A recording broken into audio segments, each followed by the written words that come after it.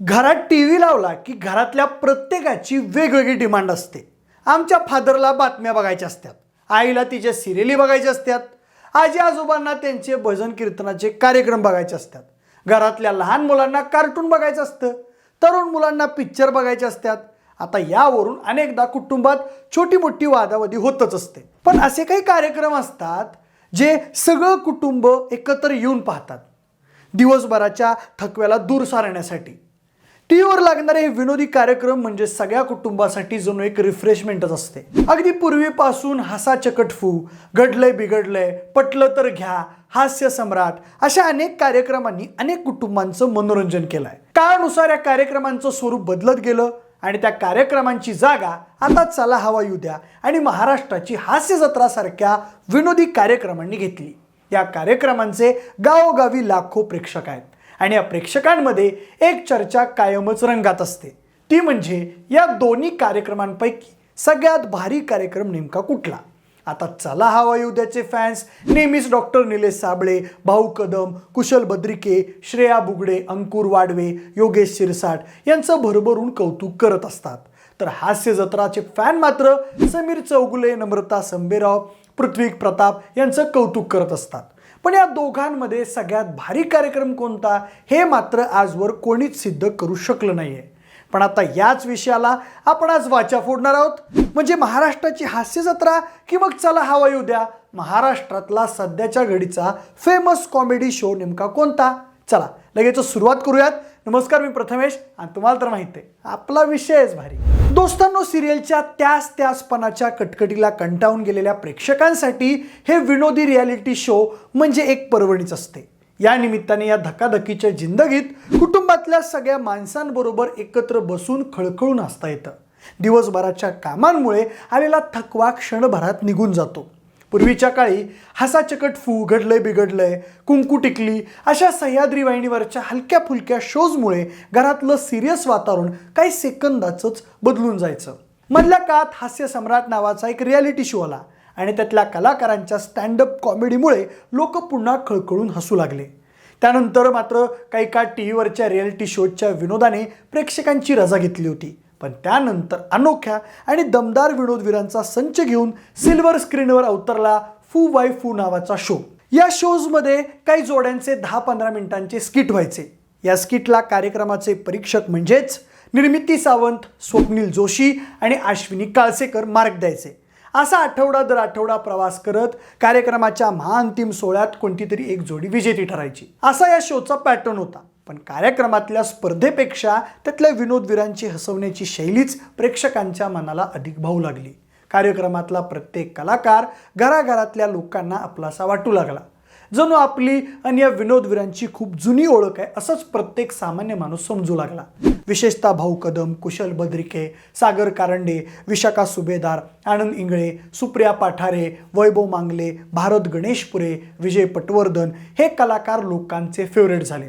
भाऊ कदम यांचा निरागस विनोद प्रत्येकाच्या मनात घर करू लागला. सुप्रिया पाठारे आणि विशाखा सुभेदार यांचा विनोदी दणका पाहून प्रेक्षक लोटपोट होऊ लागले. आनंद इंगळे यांच्या पुणेरी कानपिचक्या लोकांना हव्याशा वाटू लागल्या. कुशल बद्रिके याची दिलखुलास एनर्जेटिक कॉमेडी आणि भारत गणेशपुरे यांचा विदर्भी तडका विनोदाची चव आणखीनच वाढू लागला. लोक ऑफिसमधली कामं आटपून पटापट शोच्या वेळेपर्यंत घरी पोहोचू लागले आणि आवर्जून फू बाय फू पाहू लागली. हा कार्यक्रम एवढा गाजला की तब्बल 5 वर्ष त्यानं वेगवेगळे सीझन करत लोकांच्या मनावर राज्य केलं. अशाच वेळी रितेश देशमुख यांच्या लय भारी या सिनेमाच्या प्रमोशनसाठी चॅनलने फू बाय फूचे होस्ट डॉक्टर निलेश साबळे यांना कॉल केला. त्यांना असं सांगण्यात आलं की ज्याप्रमाणे हिंदी चॅनलवर सिनेमाच्या प्रमोशनसाठी विशेष शो केले जातात त्याप्रमाणे आपण मराठीत पण एक शो करावा अशी रितेश देशमुख यांची इच्छा आहे. डॉक्टर निलेश साबळे यांनी या संधीचं सोनं करायचं ठरवलं. साधारण बोलण्यावरून त्यांना वाटलं की 1-2 महिन्यात हा शो उभा करावा लागेल. त्यांनी त्या पहिल्याच फोन कॉलला चॅनलला याबाबत विचारलं तेव्हा चॅनलकडून असं सांगण्यात आलं की हा शो आपल्याला परवाच म्हणजे 2 दिवसांनी करायचा आहे. एक अख्खा नवा कोरा शो अवघ्या 2 दिवसात सुरू करणं हे खरोखरच खूप मोठं आव्हान होतं. पण डॉक्टर निलेश साबळे यांचा फू बाय फूच्या कलाकारांवर दांडगा विश्वास होता आणि त्या जोरावर त्यांनी हे आव्हान स्वीकारलं. भाऊ कदम आणि कुशल बद्रिके यांच्यासोबत त्यांनी एका रात्री त्या शोची बांधणी केली आणि फू बाय फूची संपूर्ण टीम घेऊन डॉक्टर निलेश साबळे चला हवा येऊ द्या या नावाचा शो शूट करण्यासाठी सज्ज झाले.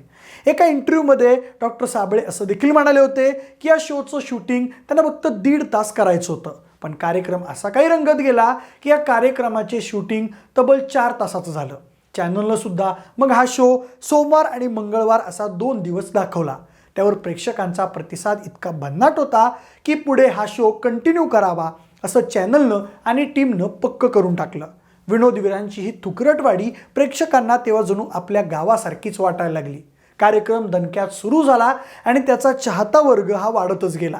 मध्ये अनेक जण हे देखील म्हणू लागले की हा शो म्हणजे कॉमेडी नाईट्स विथ कपिल या हिंदी शोची कॉपी आहे. पण एका मुलाखतीत डॉक्टर निलेश साबळे यांनी हे स्पष्ट केलं की या कार्यक्रमाची प्रेरणा जरी हिंदी शोवरून घेण्यात आली असली तरी यातली कोणतीच गोष्ट ही कोणाची कॉपी केलेली नाही, तर ती ओरिजिनल आहे. प्रेक्षकांनीही त्यांची साथ दिली आणि नवनवीन चित्रपट नाटक हे प्रमोशनसाठी चला हवा येऊ द्यामध्ये येऊ लागले. पण या कार्यक्रमाची लोकप्रियता अगदी टॉपवर होती तेव्हा अचानक लोकांना यातले विनोद एकसुरी वाटू लागले. आपल्या लाडक्या विनोदवीरांच्या विनोदात तोचपणा वाटू लागला.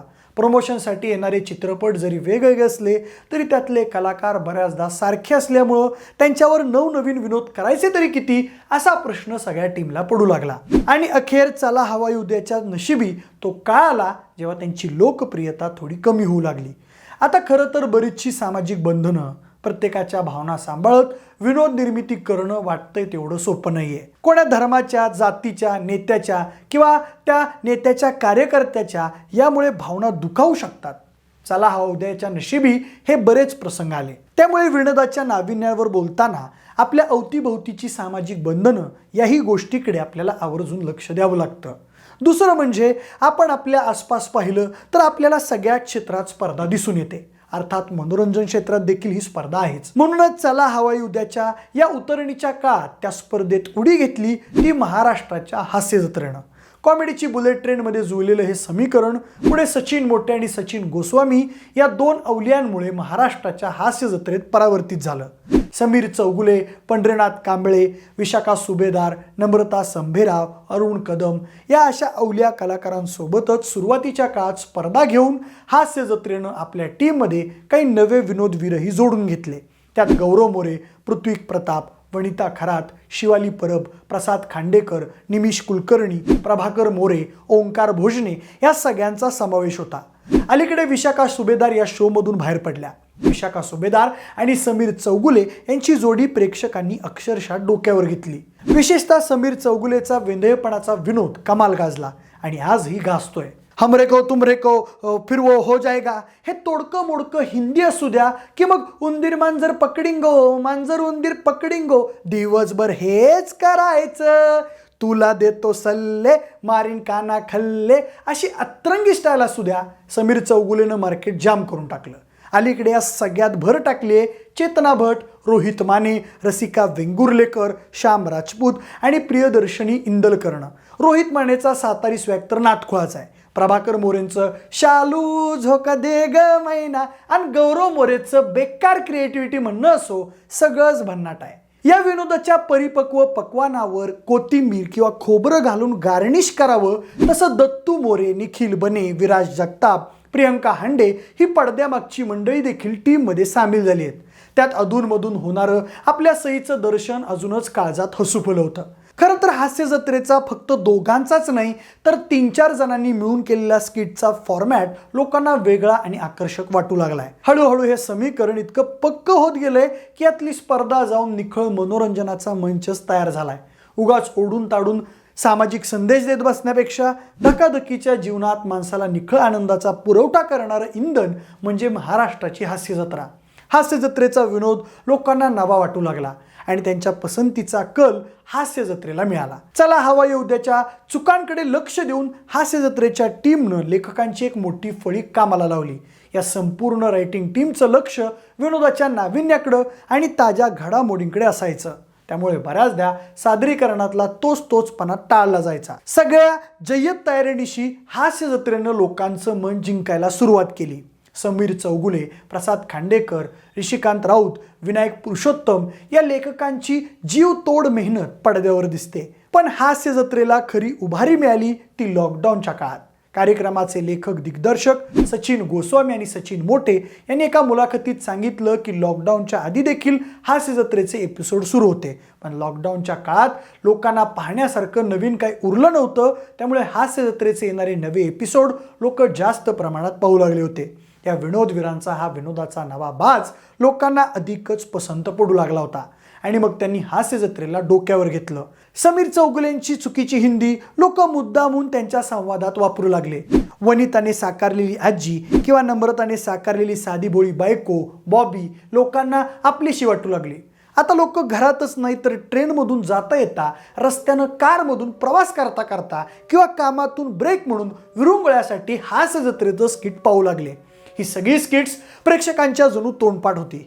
आता लॉकडाऊन जाऊन 2 वर्ष झाली तरी हास्य जत्रेनं तिची लोकप्रियता कायमच ठेवली आहे. दुसरीकडे चला हवा येऊ द्या हा शो मात्र मागे पुन्हा नवी उभारी घेण्याची वाट पाहत होता. अशातच चला हवा द्यानं महाराष्ट्र दौरा, भारत दौरा आणि जगाचा दौराही सुरू केला. कार्यक्रमाच्या आखणीत त्याच्या बांधणीत छोटे मोठे बदल केले आणि लोकांची मनं पुन्हा काबीज करायला सुरुवात केली. कार्यक्रमापासून कमी होणारा प्रेक्षकांचा ओढा पुन्हा कार्यक्रमाकडे वळू लागला. एका बाजूला हास्य जत्रेतून नम्रताने साकारलेली विविध पात्र लोकांच्या पसंतीस उतरत होती, तर दुसरीकडे चला हा उद्यामधली श्रेया बुगडे आपल्या अफलातून स्किलमधून लोकांना आपल्याकडे लक्ष द्यायला भाग पाडत होती. निलेश साबळेनं आरारा खतरनाक म्हणत केलेली प्रवीण तरडेची, राज ठाकरेंची तसेच अजितदादा नाना पाटेकरांची ही मिमिक्री प्रेक्षकांना तंतोतंत वाटली.